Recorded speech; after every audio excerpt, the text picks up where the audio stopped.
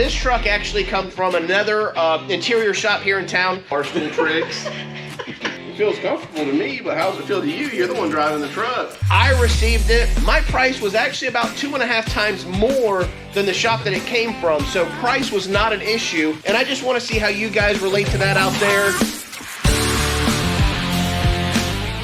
All right. So thank you for checking me out on the Twisted Artisan. I have this beautiful 1940 Chevy truck behind me. So the first time I've actually ordered for Apex Leather, you can see it right here. I did a 3-tone interior is what we're gonna do in here. It's gonna be 100% leather. And then the 2 end pieces, while there's actually 5 strips there, the 2 end pieces are perforated. We're gonna add a little perforation in there. It's gonna be a great design, a great build. I can't wait to get involved with it. And then also you'll be able to check out my reviews channel. If you didn't catch the unboxing of the Apex Leather samples, when it's all said and done, I'm going to critique how working with the leather went, and I'm going to put that on my reviews channel, so please check that out. Here's something I want to have commented on if you have a few seconds. So this truck actually comes from another interior shop here in town, somebody that I know pretty well and actually have quite a bit of a respect for, but for some reason them and the client weren't clicking, and they sent the job out before it was completed. He didn't get to finish the job. I'm not gonna mention any names because like I said,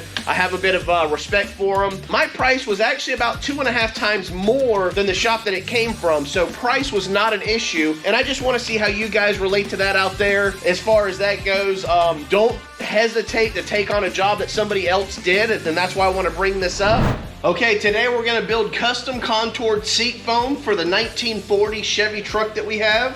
As you can see, I've actually already got the bottom foams kind of cut, but what I did to get to this point is I'm gonna get some sort of hard substrate. This is like a masonite board that's 1/4 of an inch thick. This is thick enough to actually let me go ahead and jump it on the router, get some nice smooth curves, and then what I'm gonna do is I'm gonna lay this on the actual foam, do a light tack glue, and then I'm gonna follow this nice hard substrate here and be right along this edge, nice and clean, and it's gonna give me a consistent cut each time. And then I like to call this this process stack fabbing for foam, because what you're gonna do is you're actually gonna stack it up and glue each piece on top of each other, and that's gonna give you this nice contoured design.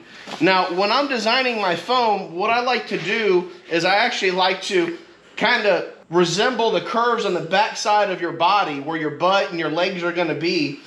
This is actually for the back. So if you think about it, you're gonna have a slight arch right here for your back, and then it's gonna smooth out for the top of your back. Now, if I actually took this piece and lined it up with my back, it's gonna fit really nice. Now for the bottom, it's almost exactly the same, except for it's gonna be the opposite direction. Your butt's gonna sit here, and it's gonna bring your legs up just so much slightly, and on the other side, it's gonna curve down just a little bit. Now, what I like to call this design, if you stand it up and you put 2 of them side by side, it kind of resembles either a beer bottle or a bowling pin, something along those lines. That's the contour and the shape that's gonna be pretty consistent across the line.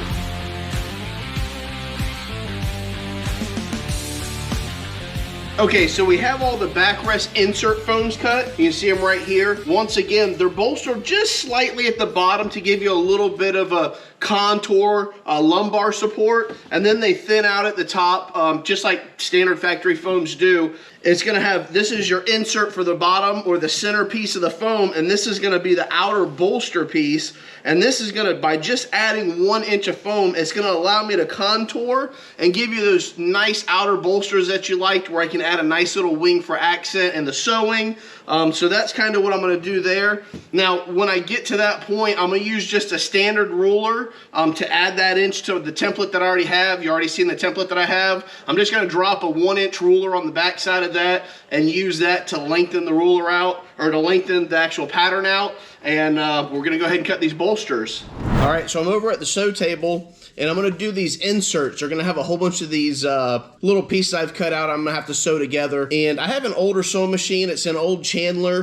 You can't get as many of the attachments as you can for some of the newer machines. And on the newer machines, they have these great little swing down arms that have these nice bearings on them. They give you like a little template and a guide. Great for beginners, or if you have something that needs to be very detailed. So I got a little cheat here. I had this little bearing, and what I did is I took some 3M double sticky tape, And right on the inside of this ring right here, I just took a razor blade and trimmed it out. And what I'm gonna do is I'm gonna go ahead and peel the back side of this 3M double sticky tape. It's gonna be difficult, I'm sure. But what I'm gonna do is I'm gonna stick it onto my sewing machine and be like one of those guides that you can get for some of the newer sewing machines. Now these, like I said, these are great for if you're just learning how to sew. This is great for your allowance. Or if you need something to be very, very consistent, because I have an older machine, this is gonna do that for me. And now that it's stuck, you're gonna be able to see when I slide this material under, I'll push it right against that wheel, and it's gonna stay very consistent for me. And I'm gonna be able to knock them all out and have them all sewn exactly the same.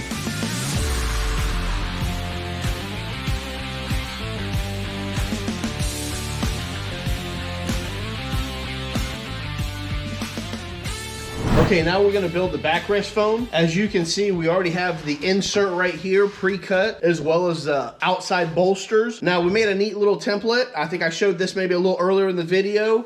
This is gonna be the backrest, and then we just added an inch to make the bolsters. This is the template that we used to cut it out. Now what we have to do is we put the insert in here, we got it centered, got a nice little clamp in there so it doesn't move around a lot, and I'm gonna take these bolsters, and I have to cut the foam out where these, basically there were armrests that were supposed to factory go in these little holes here, and instead of cutting them off, I figured it'd help hold the foam in place, so I left them in place. But now I have to get the foam, and I'm going to cut around those, as well as the bottom of the frame here where it's going to extend it in the foam a little bit. That way the foam slides on and it gives it a nice finished look. Once again, the bottom's already done, and it's time to slide onto the backrest. Let's see how we can contour this baby.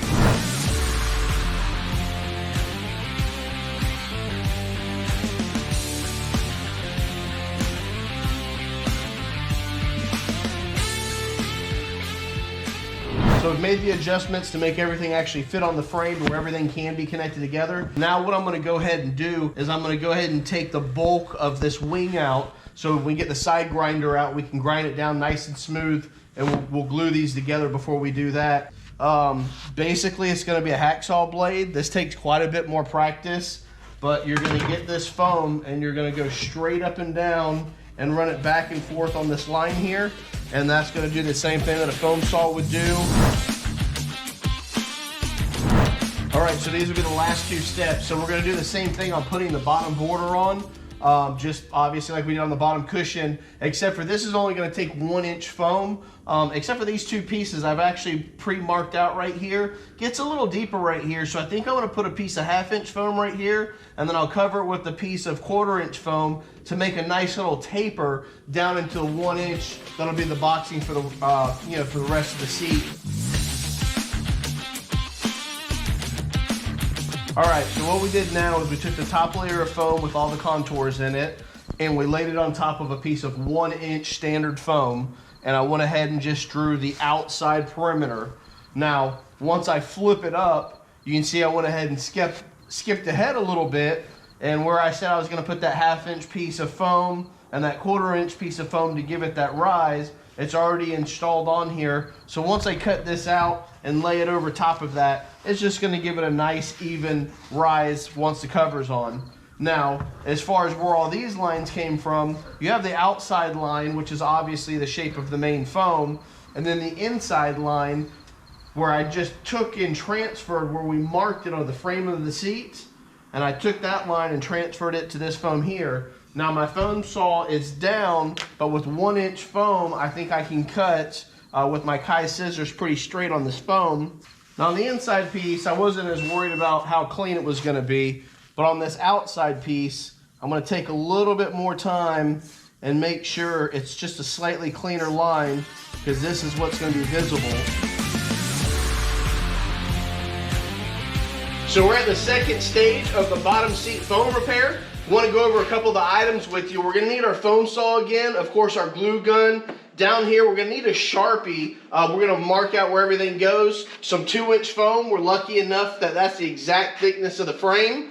Then we're going to need some carpet. I'm using like a speaker box stretchy type of carpet back here, and all we're using the carpet for is we're gonna actually line the bottom of the foam so this grating right here doesn't cut through like a cheese grater. Now let's go ahead and get on to the second part. Like I said, we're gonna go ahead and mark out the bottom of the foam so we can build some sort of surround for it.